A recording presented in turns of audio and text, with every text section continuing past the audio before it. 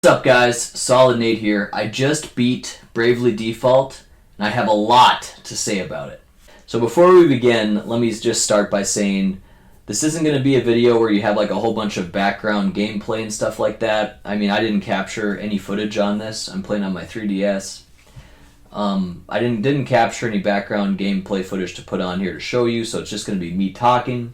Hopefully you guys can stay with me. I have a lot of things to say. I think it's a good opinion, and I'd like to share it with you. Without further ado, let's get into it.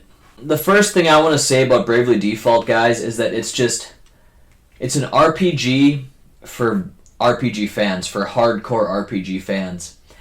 And you have to really enjoy the genre to really get into this game. Here's my comparison. You have so much control over the battle system. So let me just back up. If you're familiar with Final Fantasy V, it uses the job system, and the jobs are very similar to that, but they're not like exactly similar, you know. Like let's say you have the knight. He does protect, you know, characters in your party still, but there's a lot of other abilities that the knight can get as well compared to Final Fantasy V. So if you've played Final Fantasy V, you have a good starting point, but it's definitely not just the exact same. With that said, there's so much customization to the game, and the battles are very hard. Like, there's a really high amount of difficulty in this game. You'll notice that. And honestly, even grinding won't just do the trick for you. So let me just talk about, like, let's say Dragon Quest IV. So with that game, you play the game, and if you can't beat a boss, you just level up for a little bit, you maybe buy some new equipment, then you play the boss. And there's only certain ways that boss fight can go. You attack or you use magic. You heal. And that's about all you can do on like a Dragon Quest game. I love the battle system on Dragon Quest games. On Bravely Default, however, there is just a crazy amount of things you can do and all these different abilities you can assign. You can absorb magic damage from your opponent. You can do attacks based on how much health you have or how little health you have.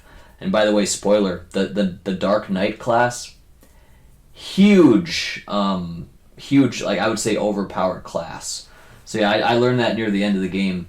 But basically, I grinded through the game, and every fight I had to heal after almost every fight, guys, pretty much. I sustained damage in almost every fight. You have to learn the Brave and the default system. Let me explain that a little bit. So Brave lets you use an attack now, where you're sacrificing it in the future. So the way that really works is you can use up to 4 attacks now, but then you're just going to have to sit there and wait for 4 turns on that one character. It's a really cool system that I really grew to like, but at first glance, I'm like, why would anybody ever want to do this? Well, I quickly realized, though, I mean, you could just use 4 attacks for every character to start the battle, and many times you can wipe every enemy off. That's one use of it, but there's a whole lot of other uses of it, too. It all came together at the end, and I realized that my bread and butter was the Dark Knight class. So there's actually a spell where it takes your max HP minus how much HP you have, and that's how much the attack's going to do. So many times you could do 4 with using the Brave ability. You could do 4 strikes for 9999, which is the max damage you can do, I believe.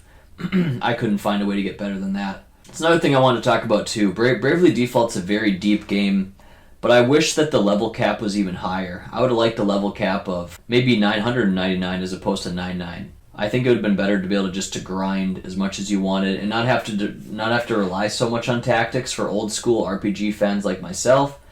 Maybe I just wanted to grind it out instead of having to get all tactical with it, because I'm used to these games like Dragon Quest where that's all you can do. Attack, magic, or heal, and that's really all you can really do. Like I said, on this game, there's so much more, though. So this is really a game for hardcore RPG fans. Now, I've talked about the gameplay part of it, and I haven't really talked about the story. They have a really cool feature that lets you hit what's called an auto button, and the characters just keep talking during the segments. So you don't even have to actually pay attention to the story, and that's pretty much what I did. So basically, let me tell you the story, just like a little bit about it. You're on a quest to awaken the 4 crystals, and what really held the game back, this is my biggest complaint with the game. I thought it was so good until I had to awaken the 4 crystals like 5 times.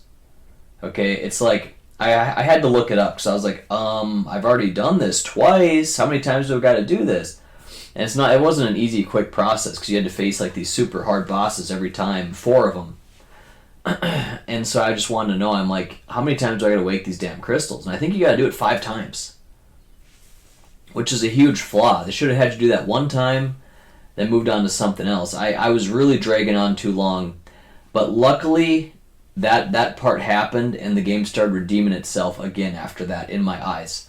I was about ready to write the game off as being pretty bad. I'm like, okay, they ruined it. But that's basically a part that you're just going to have to get through. You know, it's in the middle of the game. You just have to get through that part.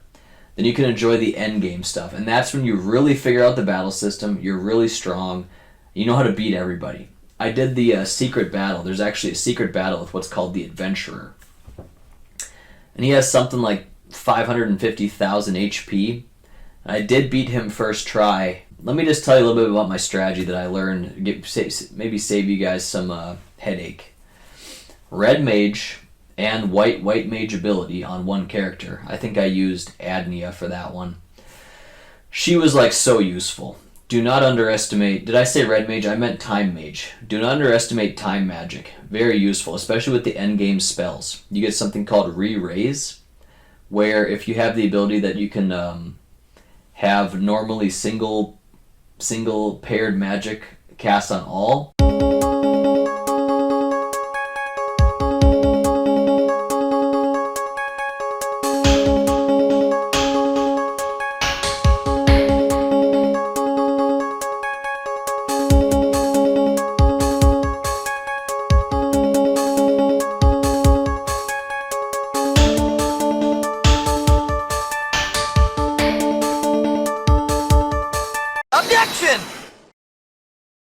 You can use an ability called re-raise and use it on your entire party.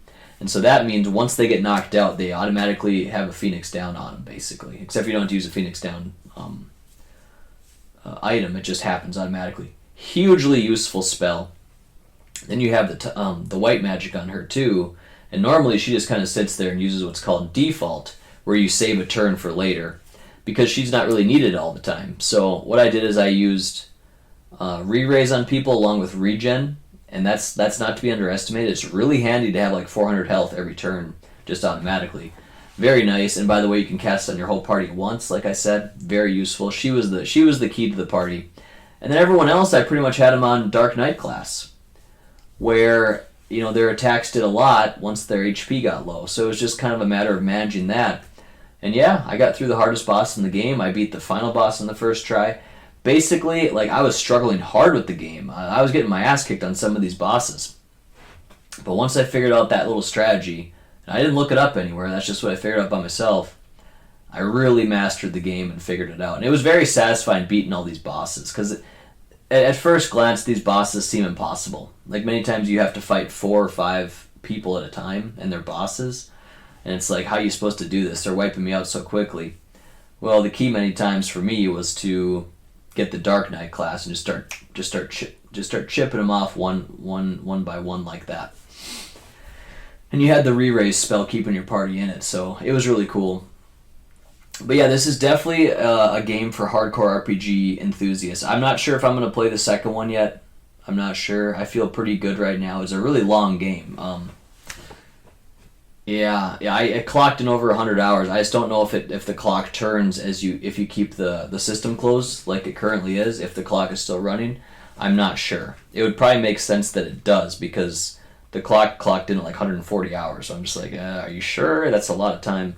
I'm guessing it was on every single time, because I kept it like this all the time. I kept it going as opposed to turning off the system, because you get this SP if you keep it running for 8 hours. Actually, it's a crazy thing. So yeah, but anyway, my recommendation is basically you have to be hardcore about RPGs to really get into this. If you're it's probably not something that a new RPG fan should try.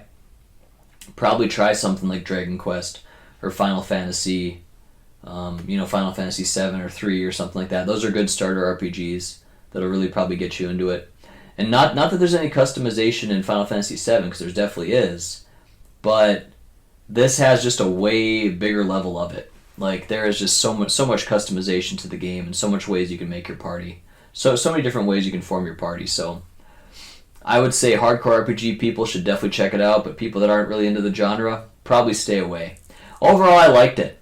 I wish I could have streamed it, but it's just sitting here on this. How am I supposed to stream that, right? But it's good. It's good graphics. There's voice acting. A lot of the gameplay's good. It satisfied my needs anyway. The gameplay, the difficulty might have been annoyingly hard at first, though. I think it wasn't until the end when you really figured things out that it's just like, okay, I'm finally good. It's like I had to try the entire game to finally get good, and then I finally did. And that's why I wish there was a higher level cap, actually, or maybe not even a level cap. Maybe just let it go. How about 99,999? But anyway, guys, that's all I'm going to say about it. Bravely Default. Completed it. Happy I did. Have a lot to say. I'd like to continue the discussion. I'm sure there's something I missed talking about here. But hopefully I got my point across about how the game is. And yeah, that's all I got to say, guys. So thanks for watching, and take care.